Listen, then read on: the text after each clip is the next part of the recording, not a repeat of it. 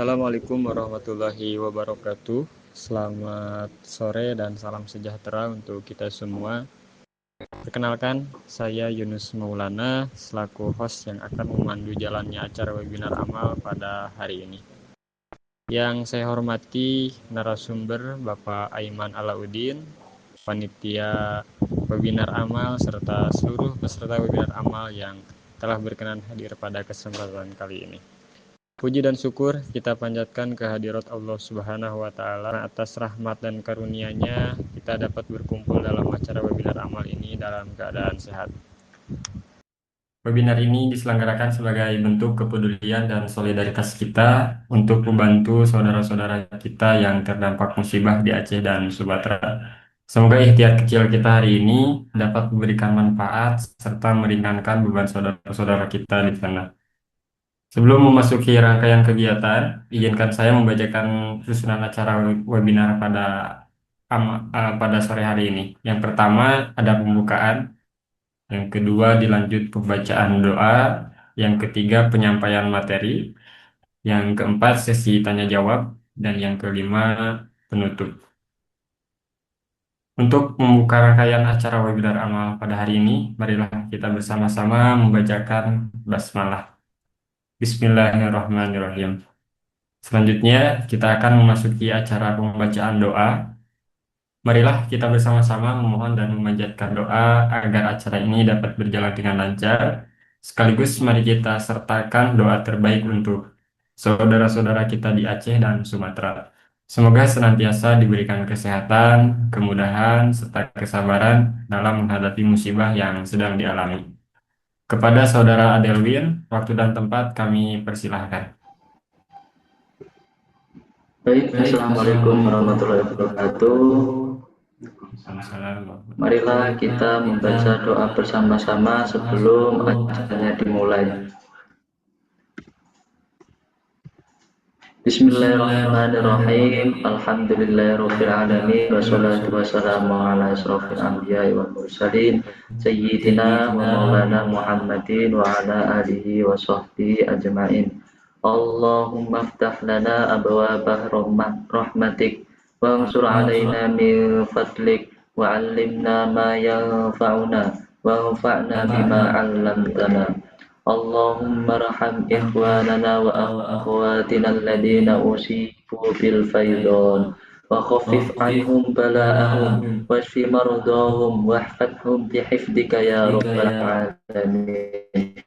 Allahumma anzilis sakinata ala qulubihim warzuqhumus sabra wal quwwah wa awidhum khairan mimma faqadu. Allahumma taqabbal minna hadal amal waj'alhu sadaqatan jariyah wa sababan li rahmatika ya wa sababan li rahmatika wa maghfiratik. Rabbana taqabbal minna innaka antas samiul alim wa tub alaina innaka antat tawwabur rahim. Ya Allah, Tuhan yang Maha Pengasih dan Maha Penyayang, pada hari ini kami berkumpul dalam sebuah majelis ilmu dan kepedulian. Kami mengangkat tangan dan menundukkan hati, memohon rahmat dan pertolongan-Mu untuk saudara-saudara di Sumatera yang sedang diuji dengan musibah banjir. Ya Allah, ringankanlah beban mereka, kuatkanlah hati mereka, lapangkanlah kesabaran mereka, dan segerakanlah pertolongan-Mu di tengah kesulitan yang sedang mereka hadapi. Lindungilah mereka dari bahaya, jauhkanlah dari penyakit dan penderitaan, cukupkan kebutuhan mereka dan gantikan setiap kehilangan dengan kebaikan yang lebih besar dari sisi-Mu. Ya Allah, terimalah setiap niat baik dan amal kebaikan yang kami lakukan melalui webinar amal ini. Jadikan setiap bantuan yang terkumpul sebagai keberkahan, sebagai penolong bagi mereka yang membutuhkan, dan sebagai pemberat amal kebaikan kami kelak.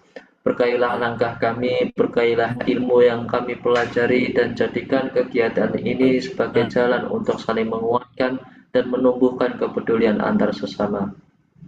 Ya Allah, kabulkanlah doa kami, karena hanya kepadamu kami berharap dan hanya kepadamu kami berserah diri.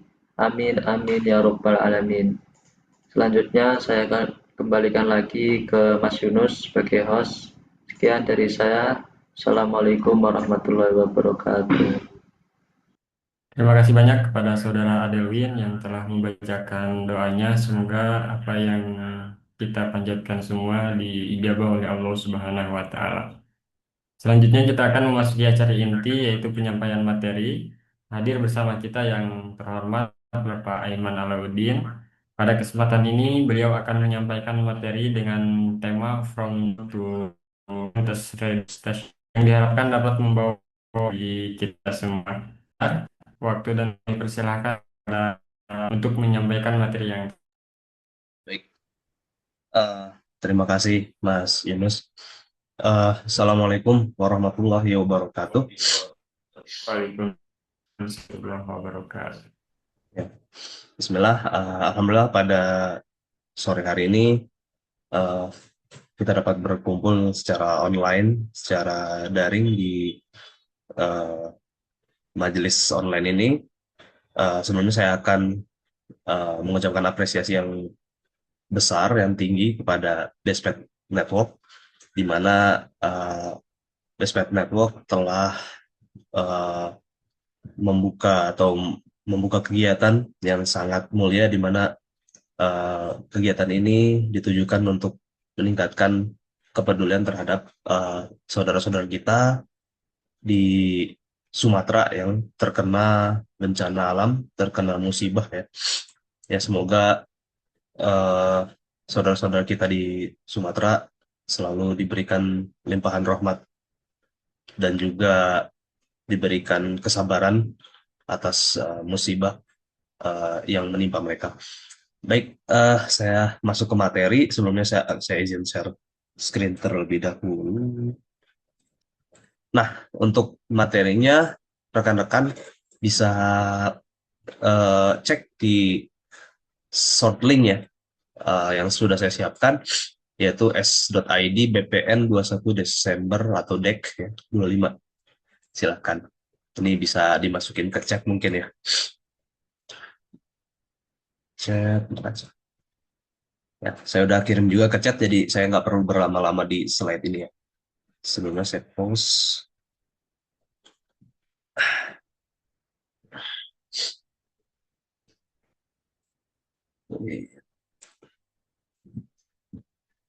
Ya, jadi kalau rekan-rekan sudah buka short link yang sudah saya kirimkan via chat ataupun tadi yang saya sebentar share via share screen ya, untuk materi yang akan saya sampaikan adalah From Zero to Pentas Ready Workstation. Jadi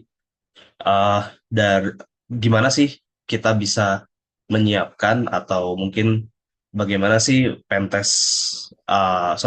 alat yang bisa dipakai untuk pentas ya, bagaimana cara menyiapkannya dan consideration-nya ya, atau pertimbangan-pertimbangannya.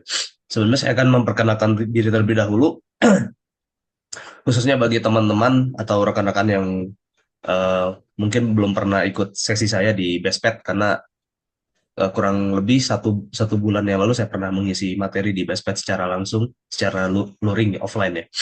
Saya Aiman Alauddin Fadul Al-Fatih, di mana saya adalah seorang pentester dan juga sedikit ngulik lah ya di dunia cybersecurity sebagai periset.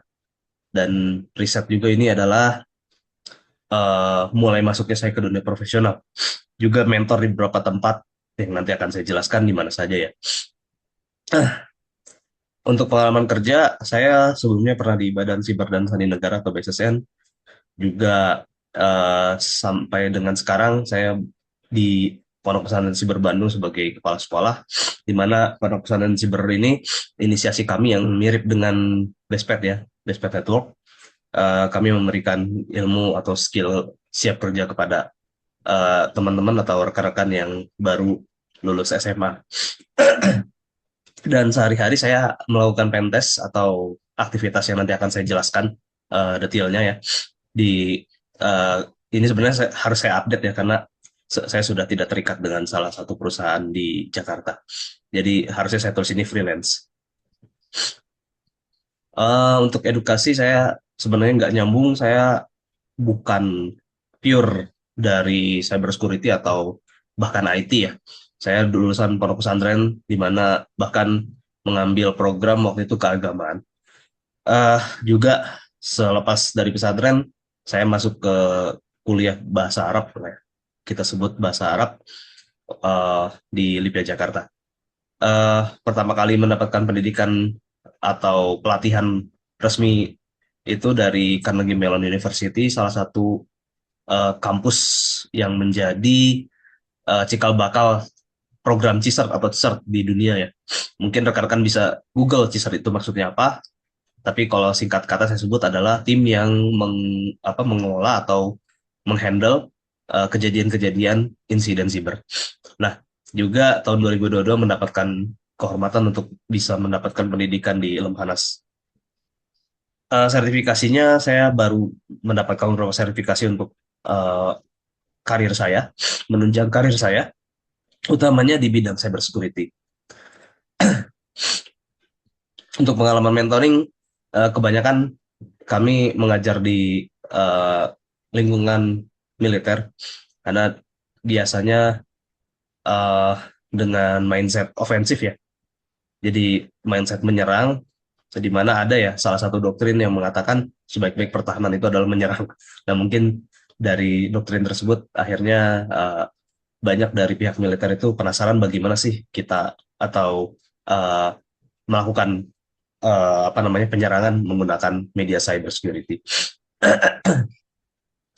Untuk pengalaman pentest, karena kita bawa materi pentest, saya mention di sini saya sudah pernah melakukan pentesting atau aktivitas pencarian kerentanan, aktivitas assessment di 16 organisasi dengan berbagai platform dan environment masing-masing, dan berbagai sektor pula ya.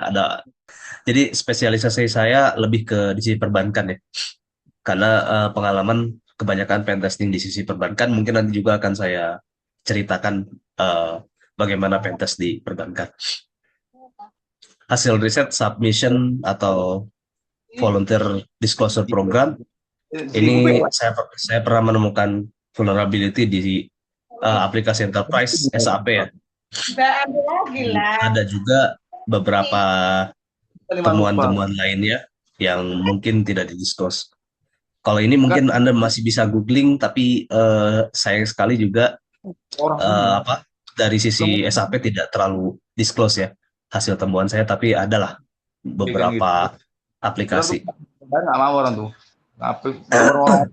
Perempuan kita masuk ke definisi pentest terlebih dahulu ya, di mana saya masukkan di sini dalam segmen Pentest 101.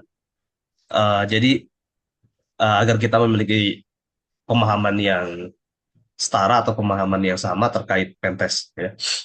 Jadi definisi pentest sendiri adalah evaluasi keamanan sistem komputer, jaringan atau aplikasi yang utamanya biasanya berbasis web dengan melakukan simulasi serangan dari perspektif penyerang untuk mengidentifikasi kerentanan dan celah keamanan. Jadi singkat kata, mungkin aktivitas pentest ini kita akan melakukan bentuk-bentuk serangan ke suatu objek yang kita lakukan pentest. Misalkan kita ingin tahu nih di satu aplikasi perbankan itu apakah ada potensi hacker bisa melakukan aktivitas-aktivitas ilegal. Contohnya misalkan hacker bisa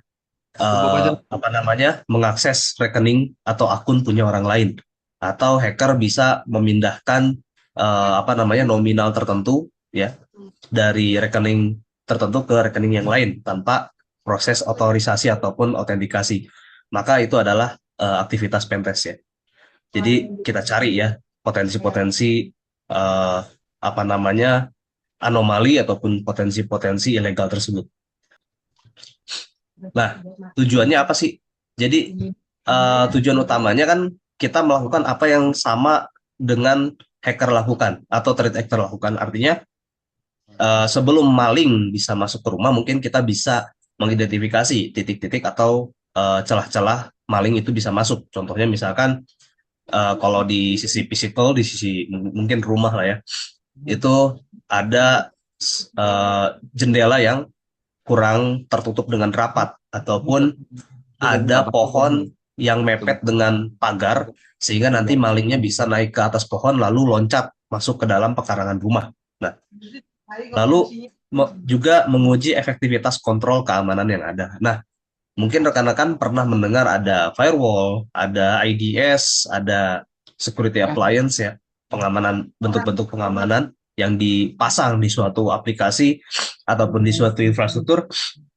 Itu nanti bisa diuji juga ya, apakah firewall yang Anda pasang, firewall yang Anda deploy itu sudah efektif atau belum. Nah, lalu membantu organisasi memahami risiko keamanan. Jadi nanti dari hasil pentest itu ada report, ada laporan. Jadi nanti akan muncul risiko keamanan yang mungkin terjadi di aplikasi ataupun di infrastruktur Anda.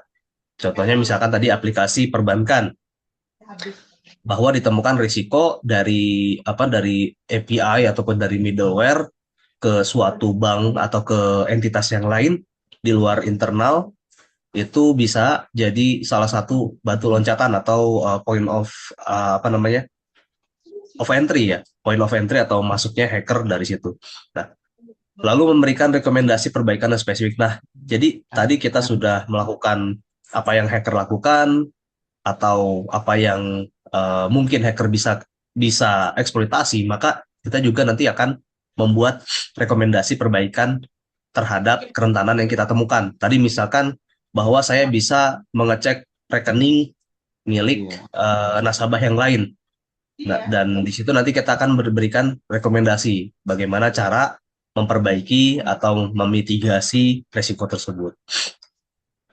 Lalu yang biasanya jadi concern ya, karena di Indonesia ini sebenarnya bukan masalah hacker tadi ya, tapi masalah aturan, persyaratan, compliance, dan regulasi. Jadi banyak aktivitas pentest itu didasari bukan karena kami takut atau kami khawatir data pribadi nasabah kami ataupun user kami itu bocor, bukan.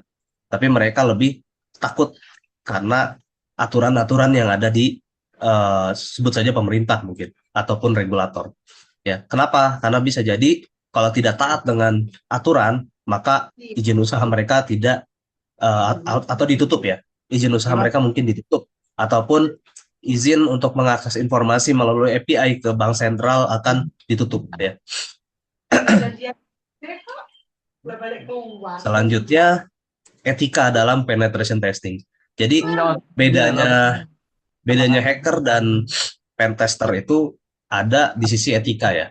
Kalau hacker mungkin mereka tidak mengenal adanya batasan-batasan atau kode etik. Maka kalau di pentester ada kode etik, ada batasan-batasan yang tidak akan dilanggar. Nah, contohnya misalkan pentest itu harus melalui izin ataupun melalui persetujuan. Salah satunya izin tertulis. Jadi bentuknya dalam kontrak ataupun surat kuasa yang jelas. Contohnya misalkan saya mengizinkan Anda melakukan pentest di aplikasi saya, ya, dan di situ nanti akan ada tanda tangan dari kedua belah pihak. Lalu scope yang jelas. Jadi ada batasan waktu, ya, batasan sistem utamanya, lalu batasan waktu pengujian yang harus didefinisikan. Nah, misalkan saya melakukan pentest di salah satu user saya, maka user saya nanti akan memberikan scope atau batasan. Nah, batasan itu bentuknya apa? Bisa jadi nanti list IP ya. Maksudnya yang bisa Anda periksa itu cuman aset-aset ini saja. Tidak istilahnya kemana-mana atau melebihi dari batasan atau cakupan tersebut. Dan juga waktu pengujian. Nah, jadi di beberapa tempat, khususnya perbankan, itu ada kondisi di mana kita hanya bisa melakukan testing, terutama di sisi production, atau aset yang sudah go live, aset yang sudah bisa diakses secara publik itu, kita cuman bisa lakukan testing after office hour atau setelah jam kantor. Nah, contohnya misalkan dari jam 6 sore sampai dengan jam 6 pagi. Nah, itu adalah salah satu definisi pembatasan waktu ya. Lalu chain of command ya. Nah, di sini ada batasan juga siapa yang berwenang untuk memberikan persetujuan. Nah, mulai dari sisi user ya, ada siapa yang nanti akan memiliki otorisasi terhadap aktivitas tersebut, karena nanti kan di beberapa tempat, maksud saya ralat, di beberapa tempat itu terkadang ada kondisi ekosistem yang majemuk, kondisi ekosistem yang sangat kompleks ya. Jadi misalkan di satu tempat itu ada beberapa departemen, nah berarti nanti di pihak mereka saja yang akan mengurusi komunikasi terhadap departemen-departemen yang kompleks tersebut, ya. Sehingga nanti kedepannya kita tidak akan terhalangi oleh masalah atau isu-isu dari administrasi, ya. Misalkan eh, izin melakukan testing di tower A, tower B, atau tower C, atau DC, ya, data center A, data center B, ya. Itu diatur oleh user, bukan oleh kita pentester, ya. Di sisi pentester juga sama, biasanya nanti ada hierarki. Hierarki pertama biasanya lead pentester, ya, atau yang memimpin project secara teknis, ya. Lalu nanti ada mungkin bawahnya junior pentester atau pentester yang nanti dibawahi oleh lead pentester tersebut, ya. Sehingga apapun yang bentuk-bentuk komunikasi nanti akan lewat lead pentester, tidak langsung ke user. Nah, lalu kerahasiaan juga penting. Tadi saya sudah singgung kalau hacker itu tidak punya tidak punya code of conduct ataupun tidak punya etik atau etika batasan, ya. Maka salah satu batasan dari pentest itu adalah menjaga kerahasiaan informasi yang diperoleh selama testing. Misalkan saya nemu kerentanan di suatu kementerian ataupun rumah sakit lah, ya. Maka saya tidak boleh membicarakan atau membagi informasi tersebut ke pihak-pihak di luar pihak user kita atau user saya, ya. Lalu tidak membocorkan data sensitif klien, ya. Misalkan nanti ada data-data tertentu yang kita temukan saat testing, walaupun itu dummy, itu tidak boleh kita bocorkan. Nah, lalu menggunakan channel komunikasi yang aman, ya. Maksudnya apa? Menggunakan channel komunikasi, salah satunya misalkan ketika mengirimkan informasi ataupun report ataupun laporan testing, itu baiknya menggunakan arsip yang terpassword, ya. Tidak file plain saja yang dilempar. Lalu integritas, tidak merusak atau mengubah data sistem target. Nah, ini kita upayakan ketika memang kita melakukan testing di sisi production, ya. Di sisi production, karena sudah go public, go live, alias public pun bisa melihat perubahan data yang terjadi, maka sebaiknya tidak merusak ataupun mengubah data sistem target. Ataupun mungkin mengubah pointing sistem, ya. Nanti mungkin dikhawatirkan akan mengganggu availability atau ketersediaan dari sistem. Nah, lalu melaporkan semua temuan secara akurat dan objektif. Jadi misalkan kita temukan suatu temuan di suatu sistem, maka dilaporkan secara akurat dan objektif. Tidak mungkin kita punya kita sembunyikan dulu gitu. Misalkan kita berharap untuk pentest itu bisa lanjut, lalu akhirnya kita sembunyikan beberapa hasil agar nanti kalau pentest tetap sama kami gitu. Jadi nanti akan kita keluarkan kartunya sedikit-sedikit. Nah, itu tidak boleh. Nah, lalu tidak melebih-lebihkan atau meremehkan resiko. Jadi misalkan ada suatu resiko atau suatu temuan, itu tidak dilebih-lebihkan findingnya. Misalkan harusnya Anda nilai secara objektif itu temuannya medium, itu Anda ubah menjadi critical atau high, ya. Dan juga tidak meremehkan resiko. Jadi kita laporkan, ya, resikonya sekecil apapun itu, ya, walaupun nanti mungkin ada potensi exclusion atau pengecualian dari user. Nah, lalu non-disclosure, ya, ada perjanjian kerahasiaan untuk tidak memberikan informasi keluar ke pihak luar atau pihak eksternal. Nah, lalu tidak menggunakan informasi untuk kepentingan pribadi. Misalkan Anda punya akses dari pentest itu, Anda temukan ada akses API. API-nya nanti connect ke BPJS. Nanti di BPJS Anda bisa ngecek informasi pribadi orang. Nah, sehingga nanti ada istilahnya doxing, ya. Jadi nanti Anda gunakan untuk meneror ataupun iseng, ya, ke keluarga Anda, itu sangat tidak diperbolehkan. Lalu melindungi reputasi klien, ya, tadi tidak Anda speak up ataupun spill ya, istilahnya ngasih tahu ke orang lain ataupun secara sosmed dibocorkan, ya, kerentanan dari target atau klien Anda. Nah, tadi itu masih sangat singkat ya yang saya jelaskan. Anda bisa cek dari contohnya di sini ada isi Council Code of Ethics ya. Di sini mungkin lebih lengkap dan lebih umum, bukan hanya pen testing saja.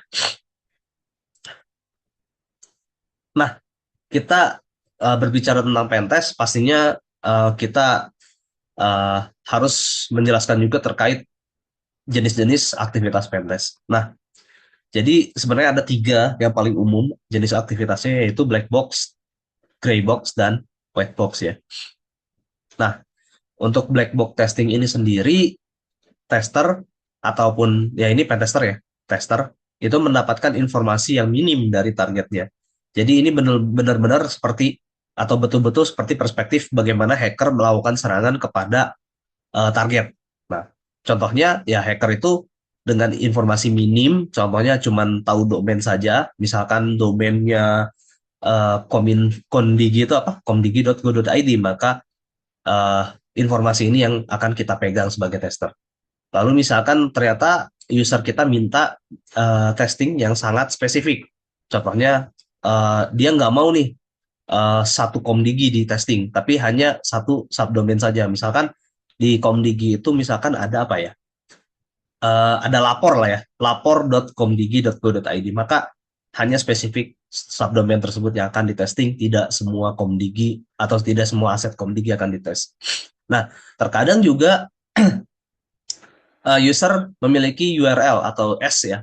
Jadi misalkan ada URL lebih dari satu. Nah, contohnya misalkan tadi lapor.komdigi. Nah, ternyata masih ada fungsi-fungsi aplikasi yang lain, maka ada .go.id/ misalkan map ya, map atau GIS misalnya. Nah, maka dispesifikan URL. Dan juga IP address yang terekspos ke publik atau facing ke publik, misalkan IP dari Komdigi, tapi misalkan punya salah satu dirjen atau direktorat tertentu. Nah, ini contohnya, ini misalkan bapenas.go.id sebagai domain, maka berarti saya harus ngetes semua aset yang ada di bapenas.go.id. Tapi jika user saya memberikan target atau target saya dispesifikan saja, maka contohnya ada di sini Ditkum, Direktorat Hukum, saya nggak tahu lasinya apa ya, Ditkum Lasi, .bapenas.go.id, maka saya tidak akan secara luas menyerang Bapenas, tapi saya akan mencoba untuk menyerang satu aset saja yang berada di Ditkum Lasi. Nah, misalkan secara URL, nah di sini ada pangan.bapenas.go.id, tapi ternyata pangan itu dia masih banyak aplikasi. Nah, user minta untuk saya testing yang geospasialnya saja atau GIS-nya saja, maka ada spesifik di sini hanya geospasialnya saja, tidak merembet kemana-mana. Dan bagaimana jika IP address, maka contohnya seperti ini, Anda akan diberikan IP address, maka aset ini saja yang akan diserang. Ternyata kalau kita cek ini IP address adalah aplikasi tertentu. Ya. Outputnya apa sih ketika melakukan black box testing? Itu akan menjawab pertanyaan apakah dimungkinkan serangan dari eksternal. Tadi kalau black box testing itu lebih ke sisi bagaimana hacker melakukan serangan, ya, hacker beneran, hacker asli dari eksternal gitu. Dan seberapa dalam dampak dari bentuk serangan dari pihak eksternal. Nah, jika memang berhasil kita sebagai pentester menemukan bentuk-bentuk kerentanan, maka dampak seperti apa yang terjadi. Ya. Lalu gray box testing. Di sini tester mendapatkan informasi dan akses terbatas dari targetnya. Ya. Jadi kalau sebelumnya cuman dapat list target saja, nah kalau ini mendapatkan informasi dan akses. Ya. Tapi jenisnya apa? Terbatas. Sebagai contoh, akses user. Nah, misalkan tadi dari salah satu aplikasi di sini, misalkan yang geospasial ini ya. Nah, ternyata ada fungsi authentication-nya atau fungsi login-nya, maka kita akan diberikan username atau email atau password-nya ya. Lalu akses VPN internal network. Dan kalau misalkan kita memang diminta juga untuk melakukan testing ke sisi internal atau jaringan internal dari target, maka otomatis kita akan diberikan akses, ya contohnya adalah VPN. Ya. Lalu tadi ada definisi mendapatkan informasi, maka ada namanya dokumentasi aplikasi, di mana nanti kita akan baca bagaimana sih aplikasi pangan tadi ya, geospasial tadi itu berjalan. Maka di situ nanti ada penjelasan, misalkan uh, ada namanya function search. Nah, function search ini kalau dimasukkan inputan apa namanya uh, inputan daerah ataupun spesifik daerah, nama daerah, maka outputnya adalah seperti ini. Lalu misalkan kita masukkan inputan koordinat, maka nanti outputnya akan menampilkan koordinat tepat di peta tersebut gitu. Ataupun fungsi-fungsi lainnya. Misalkan tadi kita dikasih user nih. Nah, salah satunya user itu bisa melakukan inputan menambahkan informasi ke dalam aplikasi. Nah, misalkan surveyor nama usernya.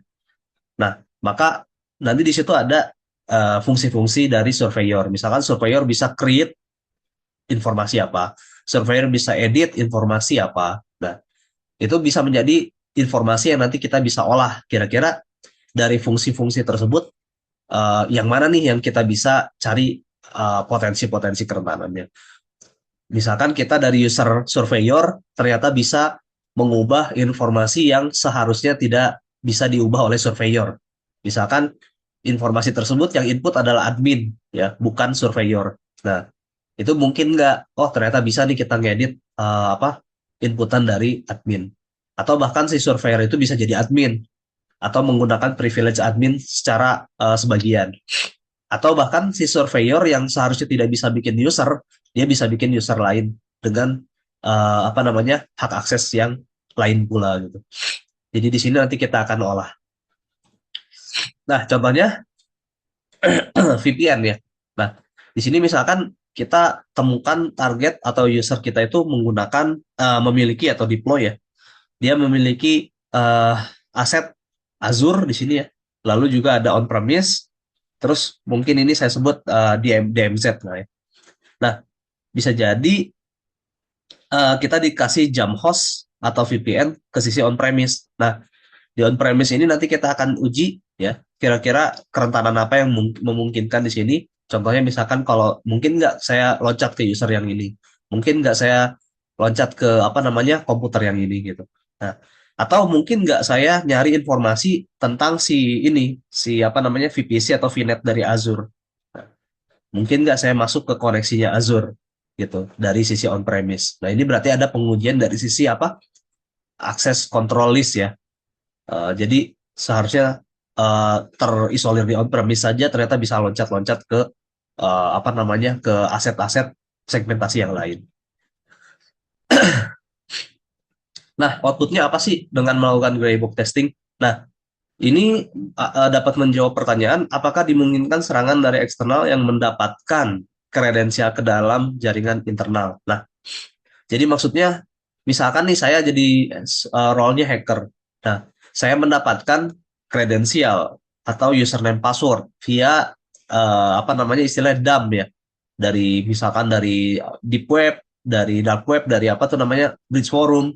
Nah, mungkin nggak saya masuk menggunakan user-user tersebut sampai dengan nanti bukan hanya di role aplikasi saja, tapi lebih ke jaringan internal. Nah, lalu seberapa dalam dampak dari bentuk serangan dari pihak eksternal yang berhasil menguasai kredensial tersebut. Jadi, setelah possible masuk ke jaringan internal, kira-kira saya bisa ngapain aja gitu. Jadi, apakah saya bisa tadi misalkan contohnya ya loncat ke segmentasi yang lain ataupun infra yang lain ya, ataupun ke data center yang lain ataupun hal-hal lainnya ya. Apakah dimungkinkan bentuk-bentuk manipulasi hak akses? Nah, misalkan kalau yang di black box itu kan kita fokusnya ke hacker saja. Kalau di gray box kita termasuk fokus selain hacker ya. Tadi yang dua ini mungkin kita sebut hacker. Nah, ada kalau di dunia cyber security istilahnya insider threat, jadi ancaman orang dalam. Nah, kita nanti akan cari kemungkinan-kemungkinan orang dalam ini main nakal ya di suatu organisasi. Contohnya misalkan ini sering terjadi ya di Indonesia ini, utamanya di Indonesia. Ada orang dalam dengan akses tertentu yang dia manfaatkan untuk mencari cuan. Contohnya misalkan di suatu kementerian ataupun suatu organisasi itu biasanya ada sistem ini ya tender. Nah, si orang dalam ini bisa memanfaatkan kerentanan-kerentanan ataupun kekurangan apa namanya keamanan untuk nanti dia mengganggu proses tender. Contohnya misalkan nanti si orang dalam ini akan buka jasa untuk menggagalkan tender lawan bisnis. Nah, nanti ada yang menghubungi, lalu nanti orang dalam ini nanti akan memainkan aktivitas tersebut. Nah, maka dengan aktivitas pentest, terutama gray box, nanti kita akan cari tuh, kita akan coba temukan tuh bentuk-bentuk apa namanya manipulasi, bentuk-bentuk pemanfaatan hak akses yang tidak seharusnya terjadi. Tadi contohnya misalkan menggagalkan tender ataupun melakukan hal-hal ilegal lainnya. Whiteboard testing ini di mana kita sebagai pentester mendapatkan informasi dan akses sangat luas dari targetnya. Kalau tadi yang gray box itu masih ada batasan, contohnya kita cuma dapat user biasa ya. Nah, kalau di sini kita dapat user admin. Nah, lalu juga kita dapat akses ke source code. Nah, bedanya kalau yang sebelum-sebelumnya itu kita tidak pernah atau sama sekali tidak menyentuh source code. Kalau di whitebox itu kita menyentuh istilahnya source code. Nah, di sini nanti akan dilakukan SAST atau Static Analysis Security Testing yang bentuknya kurang lebih seperti ini, di mana kita akan mencari kerentanan langsung dari source code-nya. Ya, nanti source code yang mungkin ada berapa apa namanya berapa line of code ya, mungkin ribuan, itu nanti akan kita cek menggunakan tools ataupun menggunakan apa manual alias kita review sendiri. Nah, bedanya apa? Kalau yang sebelumnya yang gray box dan black box tidak mendapatkan akses ke source code, otomatis pendekatannya masih dynamic ya. Otomatis pendekatannya kita benar-benar hanya menemukan kerentanan yang POC, proof of concept. Nah, kalau yang SAST ini atau kita baca source code ini, kita dapat memprediksi kerentanan yang akan muncul dengan membaca fungsi-fungsi coding. Nah, kalau yang sebelumnya itu maksud dari proof of concept itu ya berarti emang sudah ada ya, sudah existing si kerentanannya ya. Si kelemahannya itu sudah ada bentuknya. Nah, kalau yang ini dari SAST ini kita bisa memprediksi kemungkinan yang ada sehingga bisa langsung ditutup. Nah, outputnya sama ya. Kalau misalkan ada eksternal, bisa dapat kredensial, bisa ngapain, lalu dampaknya bisa seperti apa, dan tentunya sama juga ya, lebih ke sisi pencarian bentuk-bentuk manipulasi dari insider trade. Cuman mungkin lebih luas karena jujur saja kalau kita white box testing, terutama mendapatkan user admin, otomatis pentester itu sebenarnya mendapatkan kemudahan di mana kita tidak terlalu sering tektokan sama pihak user atau pihak klien kita ya. Jadi sejatinya kalau kita pentest itu nanti ada mungkin grup WA ataupun apa namanya grup chat lah ya, di mana kita harus koordinasi tuh dengan tim pemilik sistem. Nah, biasanya nanti ada gap di mana kita itu kerja pentester atau hacker itu kan kerjanya malam gitu kan. Nah, sementara mereka itu office hour. Nah, otomatis nanti ada gap waktu kita melakukan suatu eksekusi, kita harus nunggu mereka ngantor dulu baru kita bisa validasi aktivitas tersebut. Nah, kalau white box kita diberi user admin, maka si hacker itu bisa langsung mencari ya atau cek aktivitas yang dilakukan sebelumnya ya. Jadi nggak terlalu dependen atau apa namanya terikat atau apa butuh banget lah dengan keberadaan si teknisi dari sisi user atau klien. Jadi lebih lebih fleksibel. Nah, jadi pentest juga sebenarnya ada alur ya, di mana tadi planning and scoping ini bisa sama user kita ngobrol ya, yang mana yang mau kita testing, lalu batasnya seperti apa. Nah, lalu kita nanti sebagai pentester juga akan mencari informasi yang lebih dari apa yang sudah didefinisikan di sini, dan juga melakukan vulnerability scanning yang pasti akan mempermudah aktivitas pentest. Cuman ada catatan juga ya, di mana kita sebagai pentester tidak langsung menggunakan hasil vulnerability scanning ini sebagai report ya. Tapi kita coba dulu atau kita serang dulu, kita eksploitasi dulu, kita validasi dulu apakah itu false positif atau uh, bentuknya itu betul-betul nyata atau betul-betul ada di user atau di target. Lalu juga nanti ada bentuk komunikasi dan laporan, terutama uh, di mana komunikasi nanti sebagai bentuk validasi apa yang telah dilakukan di sisi atau di fase attack dan exploit.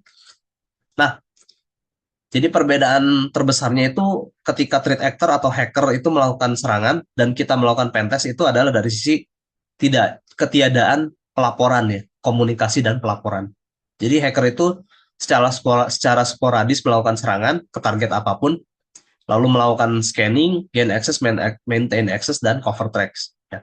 Sementara kalau pentester itu terstruktur dan rapih ya, semua aktivitasnya dilakukan secara alur yang teratur dan juga nanti diakhiri dengan pelaporan. Nah, ini saya tidak jelaskan, langsung saja ke mencatat temuan. Nah, pencatatan temuan pun sebenarnya ada ada style-stylenya sebenarnya. Jadi saya temukan karena kebetulan saya pentest sudah lebih dari 8 tahun mungkin ya, udah 9 tahun. Di sini salah satu contohnya ada bentuk-bentuk pencatatan ketika aktivitas dilakukan, ya, misalkan ngecek WIS, aset yang dicek itu apa, lalu akhirnya dilakukan Nmap scanning atau network scanning, di mana ditemukan port 80 dan 43, lalu apa yang dilakukan selanjutnya, next test ya. Dan terkadang ada yang stylenya berbeda lagi ya, di mana ya udahlah, pokoknya saya catat aja temuan-temuannya, karena mungkin tidak menggunakan atau timnya itu tidak banyak gitu, jadi cuma sendiri. Nah kalau ini kan kelihatan ada informasi next test di mana bisa jadi yang mengeksekusi itu tim yang lain ya. Nah ini jadi sebenarnya terstruktur ya, jadi kita melakukan pengintaian ataupun WIS terhadap suatu aset, dilanjutkan dengan apa, lalu akan dilakukan serangan dengan teknik apa lagi. Nah, ini semua kan berarti membutuhkan kurang lebih salah satunya tools ya. Dan nanti akan saya jelaskan terkait concern dari tools dan juga workstation atau perangkat di mana kita akan mengerjakan pentest. Nah, subjek pentest, nah ini saya masuk akan permisalan terlebih dahulu. Nah, Anda ditugaskan untuk menggali tanah. Nah, alat mana yang akan Anda pilih? Nah, maka pasti rekan-rekan mungkin nanti ada yang milih skop, ada yang milih cangkul ya. Pasti ini juga memiliki purpose atau tujuan masing-masing. Nah, tapi yang dua ini pasti ditinggalkan ya. Nggak mungkin ya Anda gali dengan pickaxe atau apa namanya istilahnya sama palu ya. Nah, pentest juga sama ya. Ketika Anda melakukan network pentest, maka Anda nggak mungkin tuh pakai tools web app pentest ya. Maka itu juga sama ketika halo Pak Danu. Izin bertanya. Mangga Pak Danu, silakan. Terkait yang itu tadi ada white ya, ada white, ada gray, ada black. Itu apakah harus mendapatkan vulnerability-nya kah? Atau kita udah berjuang nih, tapi ternyata masih belum dapat juga, kan? Ada kompensasinya kah atau gimana kalau misalnya dari pentesternya ini menemukan atau tidak menemukan vulnerability-nya? Mohon arahannya. Pak. Siap, terima kasih Pak Danu pertanyaannya. Jadi terkait ketika kita melakukan aktivitas pentest, terkadang kita menemukan vulnerability, bahkan terkadang tidak menemukan vulnerability sama sekali. Nah, itu bagaimana sikap kita ya, atau ya sikap kita sebagai pentester. Jadi sebenarnya kondisi no finding atau kita melakukan pentest tapi tidak ada temuan itu sering juga terjadi pada Danu. misalkan kita udah pentest selama 1 minggu atau 2 minggu atau 1 bulan itu nggak nemu, ya udah nanti kita report no finding sih Pak Danu. Nah, tapi kalau saya sih sebenarnya kalau misalkan ditemukan kondisi tersebut, saya akan memasukkan temuan-temuan yang mungkin agak resikonya agak remeh Pak Danu. Misalkan yang Minor tadi itu ya. yang low, yang minimal, yang informational itu akan saya masukkan.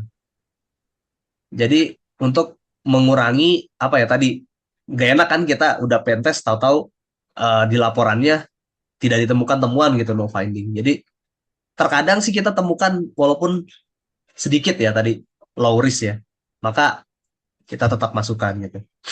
Nah, terus kondisinya kalau misalkan kita pentest tapi temuannya banyak, apakah dapat kompensasi lebih? Sebenarnya enggak Pak Danu. Jadi karena kita dealnya ataupun si apa project manager pre-salesnya dealnya dengan harga uh, nominal tersebut, ya kita mau nemu sampai ratusan pun itu tidak dapat apa namanya reward. Jadi tetap aja gitu. Oh Gitu. gitu. Oke, oke. Ah, Tapi kalau misalnya seandainya seperti ini nih, kalau misalnya kita tidak melakukan temuan ya, tapi kita mereport apa-apa saja yang sudah kita lakukan dan memang hasilnya nihil. Mungkin exercise gitu, oh ternyata nol, SQL, nol, nggak ketemu, atau apalagi yang lain gitu. Bisa nggak dilakukan hal seperti itu? oh, oke. Jadi itu namanya biasanya kita nyebutnya threat modeling sih. Oh, trade Jadi modeling. di threat modeling itu memang sebenarnya itu dokumen internal dari pentester. Jadi misalkan saya sebagai lead pentester itu saya punya apa namanya quality quality assurance ya, atau Ya, gitu. checklist lah Ya. gitu. Ah, Ini si pentester ini kerja apa enggak gitu kan. Nah, biasanya saya minta ke pentester, kamu udah ngerjain apa? Nah, itu biasanya nanti disajikan dalam threat modeling dokumen. Jadi nanti dia melakukan apa? Misalkan tadi Nmap ya, itu nanti ada ya. screenshotnya seperti apa gitu, outputnya apa, hasil analisis kamu apa. Nah, tapi itu biasanya kita tidak sampai lempar ke user sih Pak Danu. Oh, Cuman meskipun nggak ketemu ya, meskipun nggak ketemu, ya, katakan trade modeling itu nggak jangan kasih gitu ya. ya. Tapi kalau misalkan kondisinya dari user bertanya gitu kan, ini kan kenapa no finding, baru nanti kita keluarkan gitu. Oh gitu. Oke, oke, Sebenarnya oke. sebenarnya kita simpan itu ada, cuman Oh, nggak biar nggak sampai. terakhir aja gitu ya. Ah. Ya, quality control aja. Tapi nggak sampai user megang gitu. Ya, kemungkinan sering nggak sih ketemu kayak gitu kan, kita sebagai user katakan mau nyoba apa, make agar ada temuan tapi ternyata nggak temuan. Kira-kira di circle-nya contester itu sering nggak apa enggak? Apalagi kalau misalnya user ini udah paham gitu, dia biasanya akan melakukan testing alpha dan testing beta, beta Oh, gitu kan. ya. Jadi kalau masalah no finding ini 50-50, Pak. Kalau misalkan sering ketemu itu di kondisi kita pentest rutin. Jadi misalkan saya pentest rutin itu masuk ke siklus DevSecOps ya, Pak Danu. Nah, Ya, jadi saya udah misalkan saya sering ketemu sama vendor namanya CBA lah, CBAD gitu. ABCD atau ya. CBAD gitu. Nah, Ah, itu saya seminggu tiap minggu saya pentest aplikasi dia. Karena si CBAD ini ternyata vendor dari enterprise yang lebih besar lah gitu. Nah, saya ah, sebagai pentester, saya pentest terus. Akhirnya kan si CBAD itu apa istilahnya udah tahu lah si Aiman bakal nemuin kerentanan gak jauh dari ini, miskonfigurasi dan lain-lain gitu. Nah, itu nanti kemungkinan bakal terjadi laporan no findingnya tinggi itu Pak Danu. oh gitu. Ya. Berarti bekerja sama Kecuali, sama developer ya. nah, kecuali tadi si towernya atau si vendornya itu tidak belajar dari Ibro gitu, dari apa? Dari pelajaran-pelajaran dari apa? Dari hal-hal yang telah terjadi gitu. Jadi dia di pentest ketemu lagi, di pentest ketemu lagi. Nah, itu biasanya yang negur nanti si enterprise-nya, si perusahaan besarnya itu, si usernya. Usernya ya. Eh, lalu istilahnya temuannya ini mulu gitu. Padahal di pentest sering banget gitu dan sering di report gitu. Kenapa masih ada gitu. Nah, itu biasanya nge-review si enterprise-nya, bukan bukan kita sebagai pentester. Ya, ya. Dan seorang pentester itu nggak mungkin melakukan fix bug kan. Oh enggak. Jadi batasan kita itu enggak sampai remediasi atau patching. Jadi kita Oh gitu. cuman ngasih apa informasi caranya aja. Seperti auditor gitu ya. Punten? Seperti auditor ya. Ya, Seperti seperti auditor auditor yang cuma checklist. memberitahu kesalahan-kesalahannya doang, udah Ya, melihat remediasinya seperti apa gitu ya. betul. Nah, oke oke, oke, makasih Mas. Siap, Pak Dandu.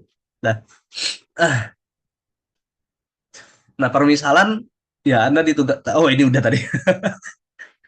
Nah, network pentest ya. Jadi kalau di network pentest berarti objeknya ya network jaringan. Nah, ini kira-kira apa yang akan kita testing ya? Misalkan role di eksternal, role di internal ya. Apa mungkin nggak kita dari eksternal masuk ke internal dan apakah mungkin nggak kita melakukan aktivitas tertentu dari internal ke eksternal? Contohnya misalkan yang biasa saya lakukan itu ketika di internal network adalah melakukan testing backdoor. Saya kondisikan eh sorry, saya kondisikan dari internal itu bisa nggak sih bikin backdoor keluar. Nah, misalkan bisa bikin backdoor keluar berarti itu ada finding ya. Finding di sisi mana? Firewall, di sisi CM dan di sisi mungkin apa namanya EDR ya, antivirus. Nah, lalu firewall rules juga ini sama ya dengan yang tadi aktivitas yang saya lakukan. Yang seharusnya saya tidak bisa bikin listener ataupun membuat backdoor di port misalkan 1337. Nah, ternyata dimungkinkan bisa bikin port di 13 tar gini aja deh, bisa dituliskan. Nah, nggak mau. Halo. Nah, misalkan di 1337, nah ini saya akan coba ya bikin tadi apa? Backdoor ya. Nah, kalau misalkan firewall-nya ketat, maka harusnya ini diblokir dong gitu. Tapi terkadang saya bikin di port yang common, misalkan di 80 atau 443. Dan ternyata masih mau juga ya. Jadi ternyata si firewall-nya tidak memeriksa konten ataupun bentuk dari si listener-nya ya. Ini biasa pakai hal-hal yang simpel aja, misalkan simple HTTP server ya kalau di Python. Nah, lalu VPN dan segmentasi. Nah, ini juga nanti akan dicek bagaimana si VPN, akses VPN itu misalkan akses control list ataupun segmentasinya itu berjalan dengan baik atau tidak. Misalkan saya bisa loncat-loncat ke segmentasi yang lain. Lalu juga bentuk-bentuk miskonfigurasi protokol. Misalkan si firewall ini ataupun si IDS itu bisa mendeteksi adanya upaya scanning. Nah, upaya scanning itu misalkan dari protokol-protokol tertentu yang sudah di blacklist lah ya. Nah, kita bisa menggunakan protokol lainnya. Contohnya misalkan uh, ya 22 ya ataupun berapa 80 ataupun ICMP ya. Nah, ini biasa nanti kita menggunakan tools karena sebenarnya tadi bisa pakai pendekatan manual. Bahkan tadi saya sudah nyebutin salah satu toolsnya ya. Simple HTTP server. Nah, lalu tools tadi ya sebenarnya kan Anda bisa ya ngegali tanah itu pakai tangan gitu. Cuman yang ada letih ya, terus nanti luka tangan Anda. Nah, jadi nanti Anda bisa pakai cangkul. Nah, si cangkulnya ini tools tadi ya. Ini bisa pakai network scanner ya, yang misalkan tools yang paling umum adalah Nmap dan Metasploit juga sebenarnya bisa jadi scanner. Karena Metasploit itu bukan hanya di fungsi exploit saja, ada namanya fungsi auxiliary.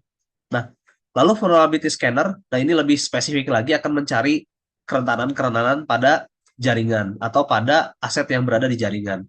Misalkan nanti kita temukan nih di sini biasanya apa? Kalau saya biasa temukan di sini ada CCTV ya atau IPTV yang ternyata ada vulnerability atau ada CVE-nya.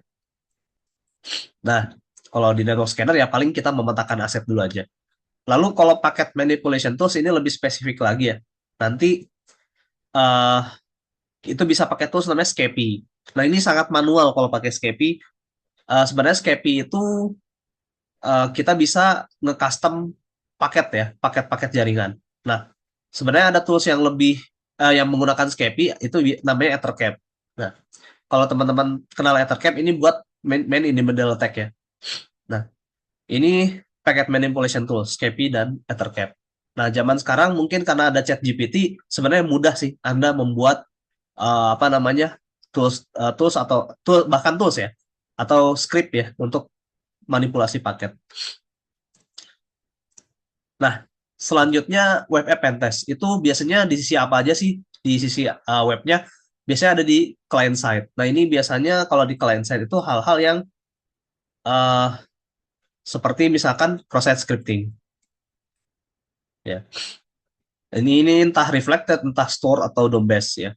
Lalu juga nanti dari sisi back-end logic dan server side. Nah, ini berarti sudah nyampe ke sisi servernya. Kalau sisi di client side, terkadang kita harus kirimkan payloadnya ke sisi target. Dan ini biasanya nanti akan dilanjutkan dengan apa? Social engineering.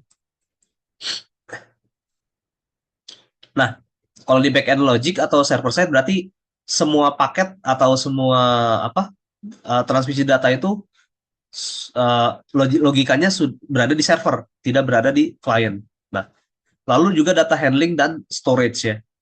Jadi bagaimana si data handling ini yang harusnya TLS atau SSL itu kita bisa turunkan jadi plain text atau HTTP. Lalu storage juga sama.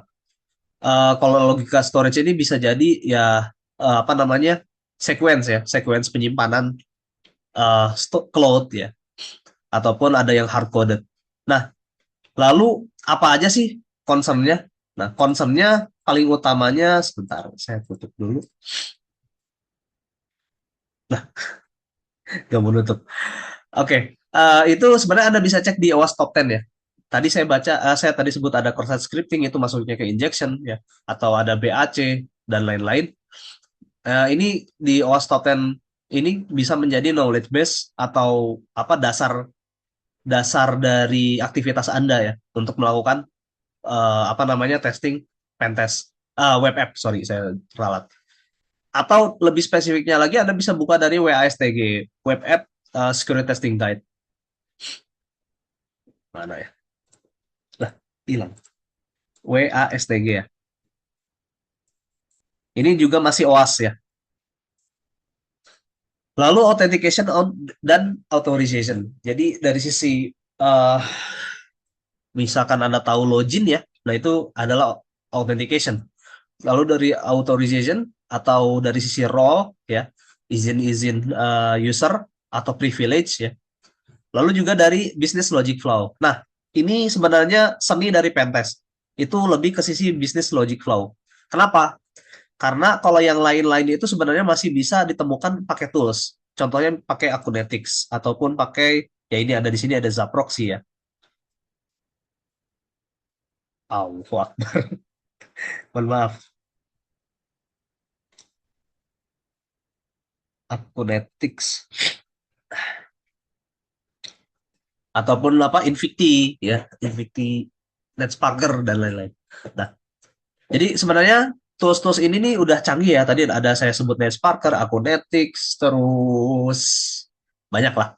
Nah, sebenarnya kalau di sini hanya business logic flow itu hanya bisa dilakukan secara manual.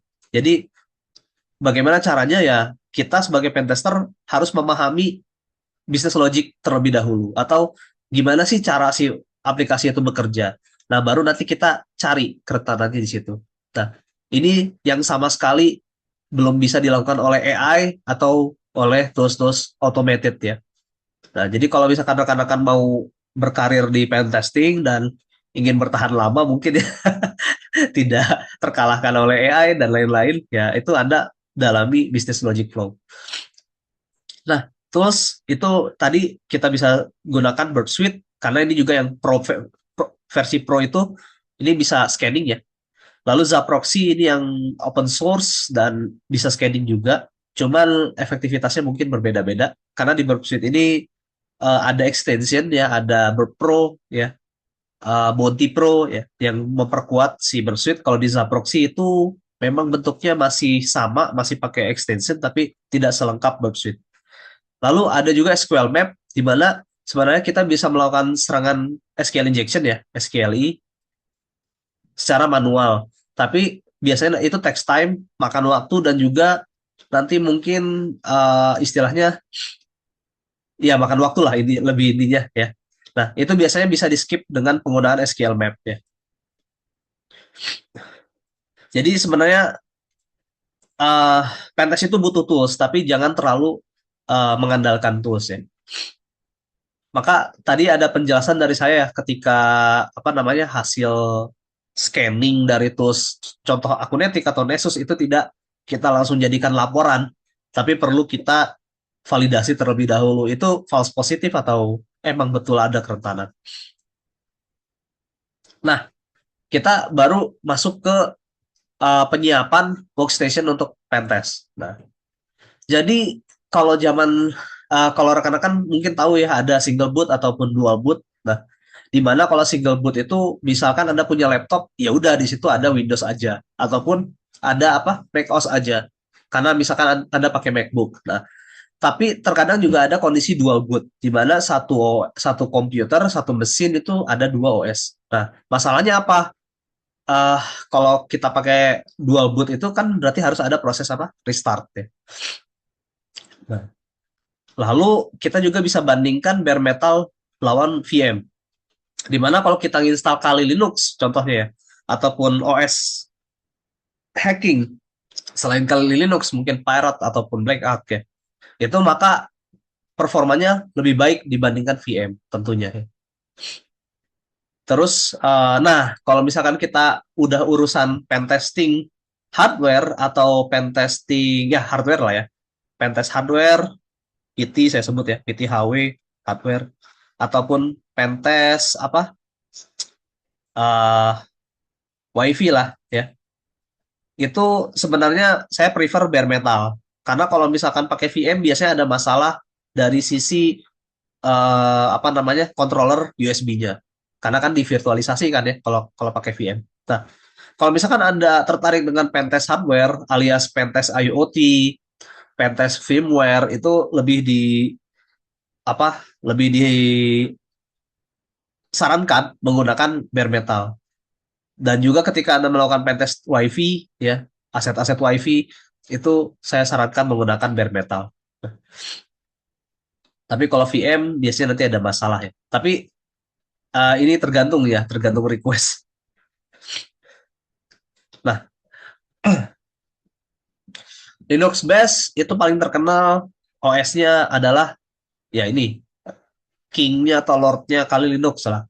Tapi sebenarnya Anda bisa pakai OS lainnya. Contohnya di sini Parrot dan Black Ark. Nah, enaknya atau kelebihannya apa? Jadi secara langsung ketika selesai install ataupun deploy itu di dalam Kali Linux, Parrot dan Black Ark itu sudah ada pentest tools secara otomatis dan Anda bisa langsung pakai. Nah, masalahnya apa? Selama pengalaman saya pakai OS-OS ini paling yang kepake itu satu dua tools dari ratusan ya. Jadi kurang kepake juga sih sebenarnya. Jadi banyak bloatware-annya gitu. Cuman kita dapat mempermudah ketika butuh install tools-tools yang lain yang memang membutuhkan library ataupun apa namanya repository yang sama dengan OS-OS ini. Misalkan mau nginstall apa Nuclei ataupun no apa ya Nmap Automator ya, Recon dan lain-lain itu lebih mudah di sini daripada kita nginstal di Ubuntu. Lalu karena level packet manipulation ini bisa iya bisa enggak ya. Karena zaman sekarang udah fleksibel ya. Contoh si packet manipulation seperti Scapy tadi ya. Lalu isi driver support for Wi-Fi attack. Nah, ini benar banget. Kenapa? Karena ketika Anda install OS-OS yang hacker banget lah istilahnya, yang hacker ready, hacking ready, pentest ready itu biasanya driver yang untuk melakukan serangan WiFi itu sudah tersupport. Dan saya pernah rasakan ya ketika saya pakai Ubuntu untuk melakukan WiFi attack itu lebih kompleks daripada pakai Kali Linux. Pakai Kali Linux itu ready to use, langsung Anda bisa ya. Tinggal apa namanya si uh, driver hardware-nya aja yang dikondisikan dengan Kali Linux. Sementara kalau Ubuntu waktu itu saya coba, wah harus ada beberapa tahapan-tahapan yang agak rumit. Nah, lalu Kali Linux deployment atau ya secara umum Anda bisa deploy di mana aja, seperti apa saja saya ralat. Nah, itu bisa dari installer image atau VM image ya, dan juga ada yang support ARM, contoh Raspberry ya. Lalu juga mobile, handphone, tapi saya belum pernah nyoba, jadi saya nggak bisa banyak cerita tentang mobile. Lalu juga bisa via cloud. Nah, kalau via cloud berarti misalkan contohnya Anda nggak mau ribet nih deployment-nya atau apa menyiapkan workstation pentestnya di beberapa cloud itu sudah ada ya. Contohnya di ini saya lupa di mana, AWS gitu ya, AWS ya. Lalu di sini di Azure. Lalu di apa tuh namanya, Akamai juga ada ya tersupport ya Kali Linux. Nah, jangan lupa untuk download Kali Linux ataupun Black Ark ataupun apa tadi Parrot ya.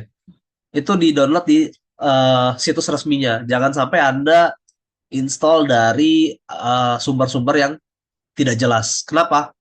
Jadi ada beberapa hacker ataupun threat actor yang sifatnya agak lain. Di mana kalau hacker itu kan biasanya nyerang orang lemah ya, atau maksud dari orang lemah itu target yang pengetahuan IT-nya kurang. Nah, sementara ada beberapa hacker, terutama hacker Korea Utara itu mereka malah ngincer hacker.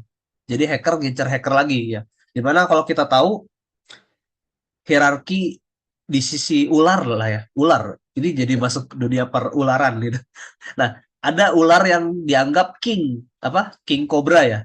Nah, King Cobra itu disebut king kenapa? Karena dia makan ular lagi kan. Nah, ini juga sama, si hacker Korea Utara itu dia gincer hacker lagi. Otomatis dia nyiapin tools-tools tertentu seolah-olah tools hacking, padahal nanti dia di dalam nyusupin backdoor ataupun nyusupin hal-hal tertentu untuk curi data. Sudah banyak kejadiannya ya. Ada dari IDA Pro, ada dari beberapa repository CVE di GitHub itu mereka masukin. Nah, jadi harus diverifikasikan integritas dan otentik keabsahannya ya. Contohnya bisa Anda cek pakai SA256 SAM ya. Nanti Anda cocokkan dengan yang di website. Nah, Anda juga bisa sebenarnya pentest lebih fleksibel lagi ya.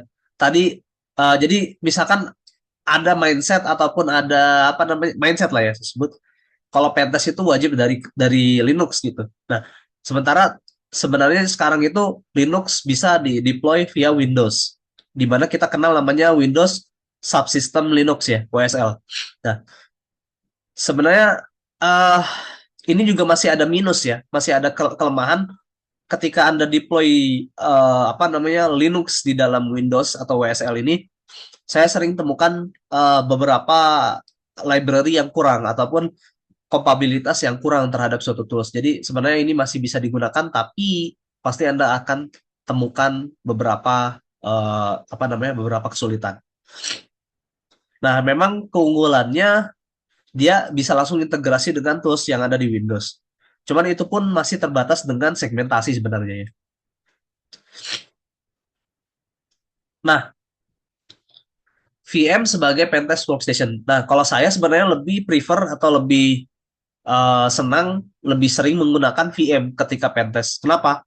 Ya, pertama, isolated environment. Tadi misalkan amit-amit atau naujubillah kita kena apa modusnya hacker Korea Utara tadi, sehingga kita nggak sengaja nginstall aplikasi mereka di apa di desktop kita gitu. Nah, otomatis akan terisolasi dengan VM. Jadi kenanya ya udah di VM itu aja. Terus yang kedua, isi reset ya. Jadi misalkan kita nggak sengaja mungkin eksperimen ngapain gitu sampai si desktopnya atau si OS-nya itu rusak. Nah, kalau di VM kan ada istilah kita bisa snapshot ya. Kita bisa balik lagi ke versi sebelumnya. Lalu ya save pastinya karena tersegmentasi ya. Lalu juga ada separasi atau apa namanya pemisahan antara apa desktop yang Anda gunakan untuk mungkin desktop yang Windows itu untuk pekerjaan kantoran ataupun office ataupun mungkin sambil main game ya. Nah, terus Anda bisa pisahin untuk pekerjaan pentest ya udahlah di VM kali Linux gitu. Nah, jujur aja ketika saya menyiapkan OS ataupun menyiapkan workstation sebagai apa namanya workstation pentest itu terbantu dengan 3 fitur ini. Yang pertama cloning ya. Jadi dengan cloning ini kita bisa menyiapkan CVM itu lebih dari satu. Misalkan ya ini mungkin lebih lebih ke apa ya terlalu berhati-hati gitu. Padahal masih ada snapshot sih ya. Misalkan kita mau balikin ke kondisi semula ya bisa kembali ke cloning pertama ataupun kita mau lempar ke laptop yang lain ataupun desktop workstation yang lain. Nah, ini saya bisa lempar dari cloningan tanpa mengganggu VM aslinya atau image aslinya. Lalu fitur snapshot juga ini sangat membantu. Tadi saya sudah jelaskan ketika ada error tinggal dibalikan ke versi sebelumnya. Dan biasanya saya lakukan itu pertama di fresh installation. Jadi ketika baru install, baru deploy itu saya bikin snapshot pertama di mana kalau ada apa-apa bisa kembali ke versi bersih ya, versi awal ketika baru diinstal. Lalu nanti mungkin ada snapshot sampai puluhan.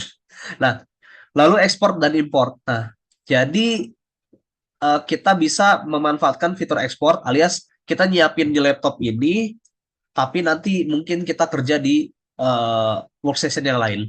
Nah, itu nanti tinggal diekspor aja image-nya ataupun mungkin kalau orang kaya gitu, kita bisa taruh di Google Cloud ya, sehingga nanti bisa di-download dari tempat kerja gitu. Nah, lalu import ya. Tadi setelah diekspor pasti diimport ke VM, ke VirtualBox ataupun ke VMware. Nah, ini ada cerita juga ketika saya pentest di bank ya. Nah, ketika saya pentest di bank itu kita nggak boleh bawa laptop sendiri. Jadi harus pakai perangkat yang ada di bank atau komputer yang ada di bank. Otomatis saya akali dengan ini ya. Daripada kita nyampe sana capek-capek install ini itu, kita nyiapin dari rumah VM, image VM yang sudah terinstall semua tools yang kita inginkan, sehingga nanti di sana tinggal import aja. Dan itu sering saya lakukan ketika mendapati user yang memiliki kondisi seperti itu ya, dimana kita nggak boleh bawa laptop ataupun HP pun bahkan ya ke sisi ke apa ke user kita atau contoh tadi perbankan ya. Nah, penting untuk pentester menyiapkan satu image VM yang ready to use ya, sehingga nanti ketika ada apa namanya ada permintaan pentest atau request pentest itu kita udah siap ya menggunakan image tersebut.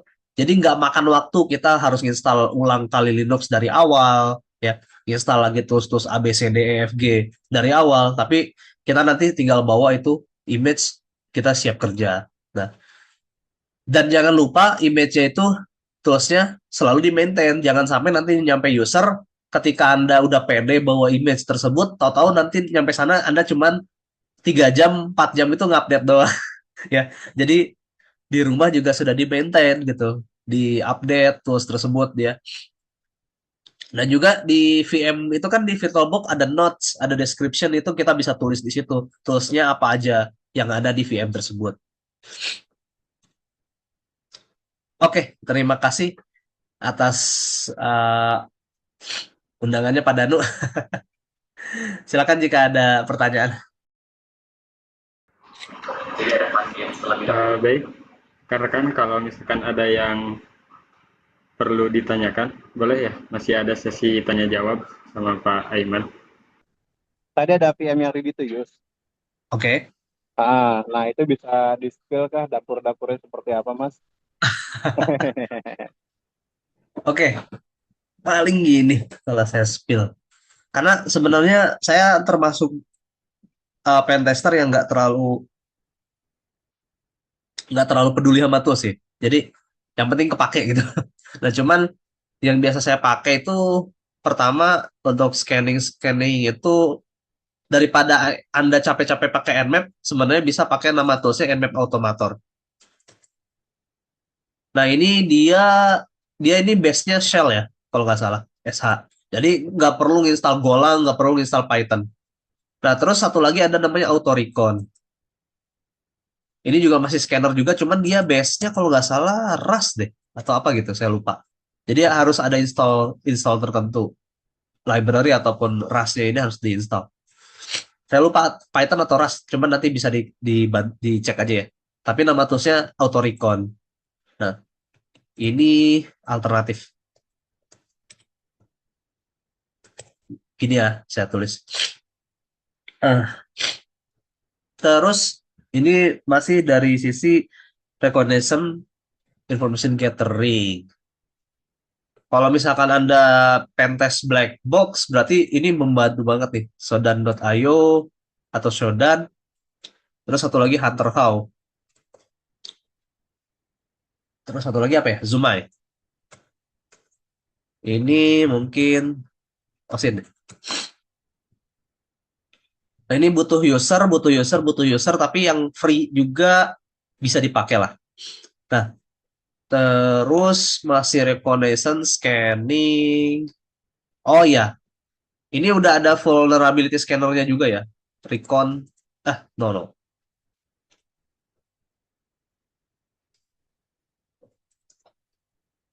Ability scanner, itu bisa pakai Nuclei. Ini base-nya Golang.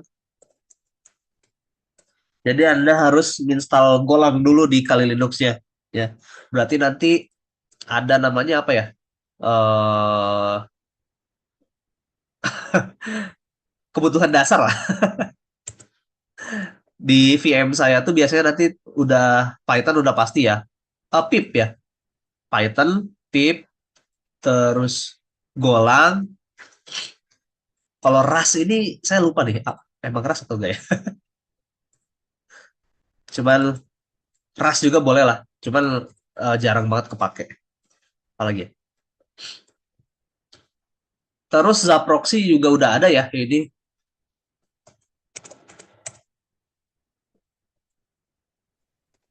Zaproxy udah ada. Nah, paling nanti lebih fokus lagi ke web. Itu ya Burp Suite sih. Ini CE atau Community Edition ada di Kali ya.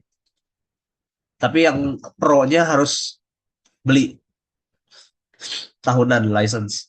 Nah, terus scanner lainnya yang bisa compare itu Nexus ya. Ini bantu banget sih walaupun hasilnya ya standar gitu. Nah, terus satu lagi kalau dari web app tadi saya sudah sebut Akunetics ya. Terus satu lagi Invicti. Let's Partner. Nah, ini sebenarnya sama nih. Cuman saya sering compare. Jadi kalau pakai tools itu kalau bisa di-compare hasilnya jangan terlalu mengandalkan dari salah satu tools saja. Apalagi ya? Python pip. Golang, Rust, Osin, Shodan ini. Satu lagi. Oh ya. Privilege escalation itu crack map exec ya. Ini khusus Windows.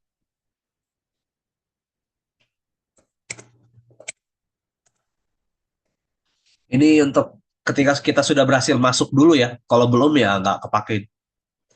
Nah, enaknya di tools yang ini nih, Nmap Automator itu dia udah ada namanya tools SMB map ya. Dan lain-lain urusan-urusan SMB. Jadi nggak perlu nginstal banyak tools. Ini bisa nggak perlu nginstal dan jalanin banyak tools, itu sudah cukup pakai ini sama ini nih. Tapi ini untuk apa? Alter to Nmap atau untuk scanning ya. Network scanning. Nah, ini di Kali Linux upayakan terinstall ini ya, Python pip, Golang, Rust ya, terus Nmap Automator untuk scanning, ini base-nya Shell, jadi nggak usah banyak install. Ini Rust kalau nggak salah, Autoricon. Terus Osin. Osin ini online ya, nggak perlu install juga bisa. Kecuali nanti Anda integrate Shodan dengan tools-tools yang lain, contohnya Maltego, terus tools Osin lainnya, Sherlock. maka nanti Anda tinggal ngambil API key-nya aja. Nah, kalau vulnerability scanner ya ini sih pamungkas. Tinggal cara Anda makainya aja, Clay. Karena ada tipsnya juga sebenarnya, nggak langsung tinggal klik scan. Lalu Zaproxy, oke, masih oke. Ya, Nessus juga bantu lah. Nessus ini ada yang free-nya ya. Maksud saya, jadi yang bukan yang pro. Kalau yang pro mungkin mahal lah. Lalu web app scanning ataupun hacking ataupun exploit ya pakai Bersuit, Akunetics, Invictus, dan Aku nanti Sparker. kita yang berbayar nggak? Iya berbayar sih ini, baru inget. Berarti sisanya gratis berarti. Jangan open source. Kita nyebut yang gratis aja ya berarti ya. Nggak apa-apa. Nanti dibagi dua aja mana yang bayar, mana yang gratis. Oh, ini berbayar ada tulis paid version ya. Nah, kalau yang mau nggak berbayar itu Renjin. Baru ingat aneh. Renjin sebenarnya gabungan dari Nuclei, Osin, ini. Tapi dia jadi satu dashboard. Jadi hasilnya kurang bagus juga sih. Aku nanti keren itu. Akunetik oke, keren.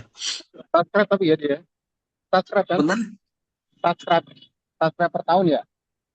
Iya, subscription. Bukan beli sekali udah langsung jadi pemilik, enggak kan? Enggak, itu perpetual istilahnya, Pak. Iya. Ini open source. Apalagi ya? Ada satu lagi saya lupa nama preference. Oke. Paling ini aja sih. Cukup. Bisa di foto mungkin atau di screenshot. Standar.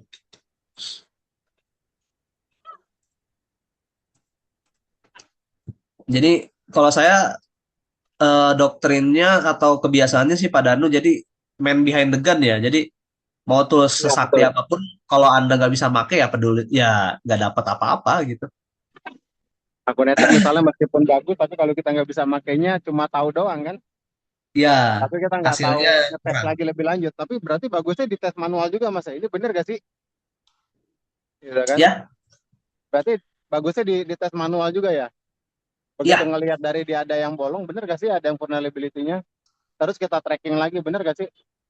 Bisa begitu gak? eh, Apa ada cara betul. lain buat ngetesnya? Jadi kalau testing itu mungkin ada dua jenis ya. Yang pertama yang pakai tool scanner. Nah, Ah, pakai tool scanner itu dia rentan false positif sama rentan diblokir sama WAF. Oke. Nah, sementara kalau kita manual testing itu hampir nggak bakal keblokir WAF. Sama jarang banget dapat false positif. Atau bahkan nggak pernah lah dapat false positif dari manual testing. Nah, kalau saya emang jujur manual testing sih Pak Danu. Jarang pakai tools. Ya, berarti bisa diverifikasi dengan manual testing tadi ya. Jadi kan kerjanya malah lebih Yes, cepat manual testing. betul. Cuman Oke. kalau saya pakai automated tools itu malesnya jadi kita capek nyari apa? Capek verifikasi validasi file positif sih Pak Danu. Jadi saya nggak pakai bahkan daripada double job gitu kan ngecek hasil scanning sama apa manual testing ya udahlah langsung manual testing aja gitu sih Pak.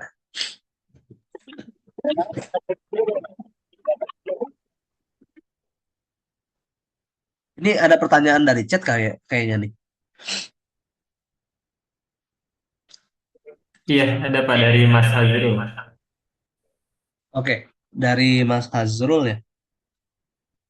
Oke, misalkan terjadi penyerangan waktu dan jumlah tim untuk penanganan berapa banyak dan berapa lama. Ini out of topic ya. Ini masuknya incident handling ya. Ini namanya kalau di cybersecurity incident handling. Jadi masalah apa namanya delegasi tugas ya, berapa jumlah tim, makan waktu berapa lama. Ini susah banget kita jawab secara eksak atau secara tepat ya. Kenapa? Karena kalau namanya insiden, ada serangan itu banyak faktornya, banyak variabelnya, Mas Azrul.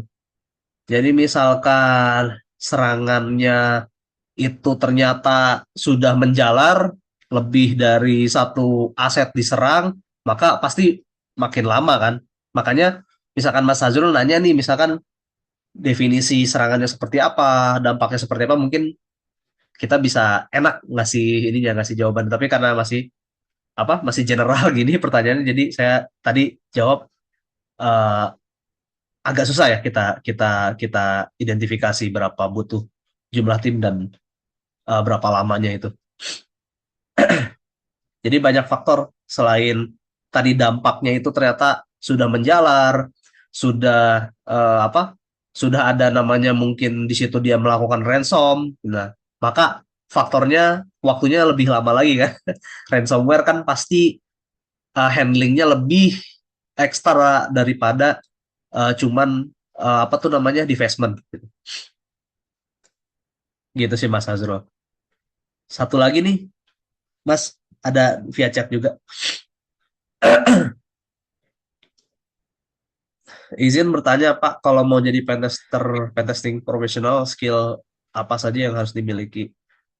Kalau skill itu ada dua jenis ya, skill yang memang apa istilahnya soft skill, lalu satu lagi yang lebih ke sisi teknisnya ya. Nah, kalau dari soft skill itu upayakan memang Anda punya mindset mindset ngulik. Nah, jadi maksud dari ngulik itu apa? Misalkan Anda itu nggak puas gitu kalau misalkan melihat suatu aplikasi, contohnya aplikasi apa perbankan misalkan. Di situ Anda eh, nggak puas cuman oh ya udahlah itu saya pakai buat transfer doang, saya pakai buat apa? Cek rekening, cek saldo gitu ya. Tapi dengan ngulik tadi Anda jadi punya apa? Punya mindset dan nanti akan bertanya-tanya lah. Ini kalau misalkan saya masukin apa namanya komen seperti ini bagaimana saya pakai function ini untuk hal-hal lain itu seperti apa. Nah itu dari soft skillnya. Kalau dari technical skillnya paling nggak harus bisa programming ya, tapi intinya paham.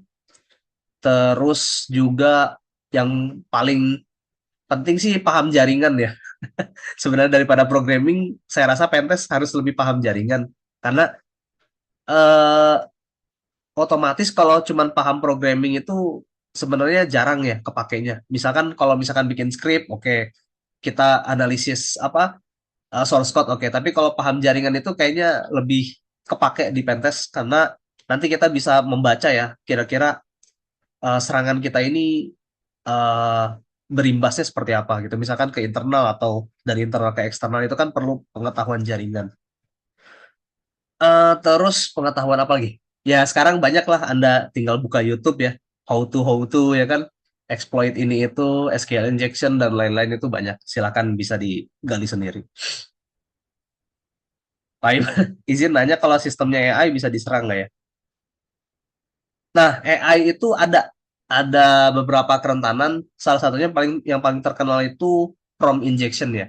Atau Anda bisa cek dari sini. Saya buka ininya dulu. OAS. Nah ini, sebentar saya share screen lagi ya. Jadi kalau AI itu kerentanannya sudah dipetakan juga oleh OAS. Ini ada 10 resiko dan cara mitigasinya untuk LLMs ya dan Gen AI, generatif ya kalau nggak salah, agentic ya, agentic AI ya. Nah, ini ada beberapa resiko-resikonya nih, kerentanan-kerentanan dari sisi AI. Yang paling terkenal sebenarnya ini prompt injection, di mana kita bisa masukin rekan-rekan kan sering pakai AI ya, ChatGPT gitu kan. Nah, ketika Anda minta AI menjawab suatu pertanyaan itu namanya prompting kan. Nah, jadi kita bisa memasukkan di prompt tersebut hal-hal yang mungkin apa namanya eh, hal-hal yang tidak biasa sehingga nanti akan mengeluarkan informasi yang lebih. Nah, ini salah satunya. Lalu juga ada sensitive information disclosure, biasanya nanti dia akan mengeluarkan konfigurasi. Lalu supply chain ya, lalu data dan modelnya bisa diracun atau poisoning. Contohnya misalkan kita meyakinkan si AI itu misalkan Hitler itu nggak salah gitu. Hitler apa do nothing wrong gitu. Sehingga nanti si AI itu ngomong sama orang lain tuh Hitler tuh nggak salah gitu. Contohnya gitu. Nah, lalu improper output handling ya dan lain-lain banyak. Jadi intinya ada ya. Hampir semua teknologi yang diciptakan manusia itu pasti ada kerentanannya. Ntar saya paste dulu. Izin bertanya Pak, kalau kita mau belajar cybersecurity, terutama kita ingin fokus di pentest, apakah ada platform buat belajar yang menjadi rekomendasi? Rekomendasi paling mudah buat pemula itu TryHackMe ya. Bisa setelah TryHackMe lanjut ke apa namanya tadi? eh Hack the Box ya.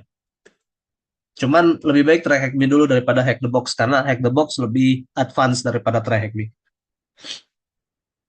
Lalu jika kita melakukan pentest tanpa izin, iseng tapi kerentanannya tetap kita laporkan kepada apakah? Nah, jadi ini hati-hati rekan-rekan ya. Kita definisi pentest ini terlebih dahulu ya yang harus diperjelas. Nah, kalau pentest itu baru dianggap aktivitas pentest kalau Anda diberi izin. Nah, kalau belum dapat izin itu belum disebut pentest. Dari definisi itu dulu yang harus diperhatikan. Nah, misalkan Anda melakukan aktivitas tadi, jangan nyebut pentest lah, misalkan nyari lah, iseng-iseng gitu. Nah, terus dapat kerentanannya, terus dilaporkan. Nah, itu tergantung nanti yang menerima pelaporannya, apakah dia menerima pelaporan tersebut atau malah berbalik, malah mempidanakan Anda itu tergantung pemilik sistem. Karena itu haknya pemilik sistemnya. Ya betul, kalau apes ya dipidana sih. Kalau beruntung ya dibiarin aja. Mungkin ada pertanyaan lagi, silakan.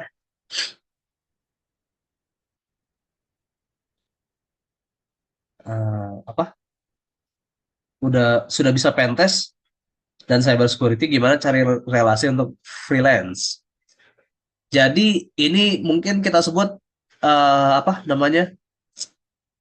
Kita sebut keutamaan dari mengamalkan silaturahmi sih. Jadi adanya skill itu tanpa ada silaturahmi, tanpa ada relasi, maka ya nggak bakal kepake itu skill. Jadi misalkan Anda punya skill, terus didukung dengan silaturahmi, Anda sowan, Anda main, Anda ngobrol dengan para para praktisi IT lainnya, maka muncul itu si freelance tadi. Misalkan kayak saya, misalkan main ke Padanu, ternyata ada kebutuhan untuk pentest, nah itu kan muncul dari situ. Makanya eh, cara menjawabnya itu tadi silaturahmi gitu sih. Nah, atau mungkin dari platform ini satu lagi ya. Kalau tadi kan secara holistik ya. Dari tadi silaturahmi sama satu lagi platform bug bounty ya. Tapi platform bug bounty juga kan nanti ada silaturahminya ya. Karena nanti ada chatnya di situ. Di platform bug bounty, contohnya HackerOne itu misalkan Anda sudah terkenal atau punya reputasi baik, nanti Anda diundang untuk melakukan bug bounty yang sifatnya private. Otomatis di situ kan bisa disebut freelance ya, atau penghasilan freelance. Ada lagi silakan.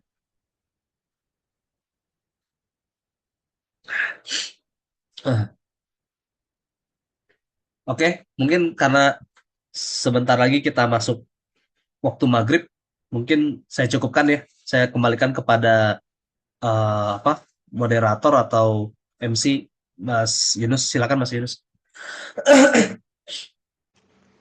Terima kasih saya ucapkan kepada Bapak Aiman Alauddin atas pemaparan materi yang sangat bermanfaat. Sebagai penutup, rangkaian acara webinar amal pada hari ini. Saya ucapkan sekali lagi terima kasih yang sebesar-besarnya kepada Bapak Aiman Alauddin, seluruh panitia, serta para peserta yang telah berpartisipasi dan mengikuti acara ini hingga selesai. Semoga materi yang telah disampaikan serta kegiatan webinar amal ini dapat memberikan manfaat dan menjadi amal kebaikan bagi kita semua, serta membantu meringankan beban saudara-saudara kita di Aceh dan Sumatera. Saya, Yunus Maulana, selaku host, memohon maaf apabila selama memandu acara terdapat kata-kata yang kurang berkenan. Dengan mengucapkan Alhamdulillahirrabbilalamin, rangkaian acara webinar amal pada sore hari ini saya tutup. Kurang lebihnya mohon maaf. Sekian dari saya. Wassalamualaikum warahmatullahi wabarakatuh.